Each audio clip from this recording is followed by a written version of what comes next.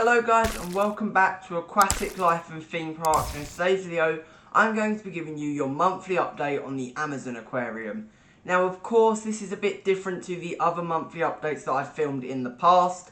This is just going to be me sitting down and talking and then showing you the fish in clips when I'm talking. Of course I'm going to be getting a few shots at the end of the aquarium and doing sort of a talk-over. I'm just going to be sitting down today and pretty much giving you my overall review of rebuilding and rescaping really this aquarium.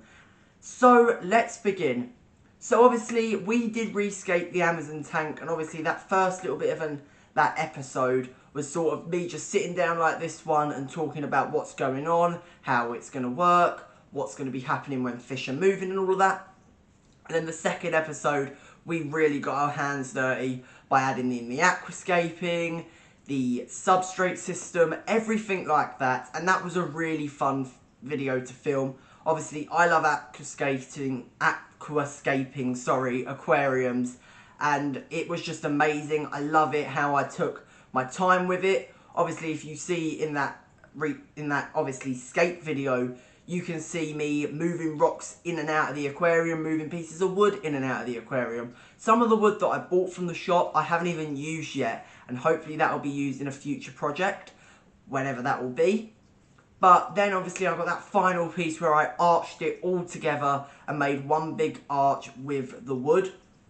Now obviously the fish do swim in and out of that arch, not as much as I wanted them to, but they do swim in and out to get away from any sort of jumps, and when they skittish, they will dart through the arch and into that back area of the aquarium. Then we've obviously moved on to gluing everything together. Obviously the gluing bit, it makes it sound really complicated, but it's actually really hard, really easy. All you really got to do is just find a contact point from the rock and the wood, glue the rock and then stick the wood onto that bit of rock. This is just going to prevent it from all floating up, that amazing aquascape that you've done. And trust me, I have made that mistake before, where I haven't boiled the wood properly or haven't left it to sit in hot water properly and long enough, which means it just floated to the top and kind of ruined my scape. And that happened on the Amazon tank scape before I done the new one.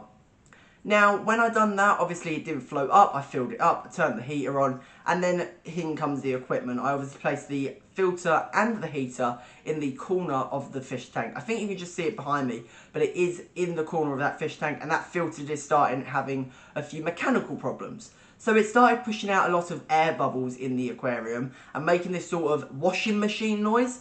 It kind of sounded like a broken washing machine, if you know what that sounds like.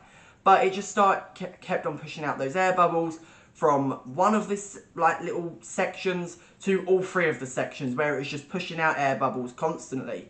We obviously took it down to the shop just to make sure that it was not faulty, and it weren't. It was where it isn't filled up properly, and with a new filter you need to make sure it's filled up past those lines on the side. If it's not, it's just going to be intaking air and also water at the same time. So obviously when we got back, we then put it into the aquarium, filled the aquarium up to that line, and it's working perfectly now. There's not a few many noises until a few days ago where it did start making that washing machine noise again. I changed the setting by accident, and then it just flick of a switch and it just stopped completely. Then obviously came moving the fish over into their aquarium. Now they were fine with it. I obviously caught all the fish, the 4 flame tetras, the 9 neon tetras, and the 3 shrimp, or the 3 or 4 shrimp in the aquarium, and they have settled in amazingly. Their colours are really bursting. They weren't really as shocked as I thought they were going to be in the actual aquarium when I moved them over the first time, but they're fine in the aquarium. So I'm now going to be getting a few shots of the aquarium. So I have really...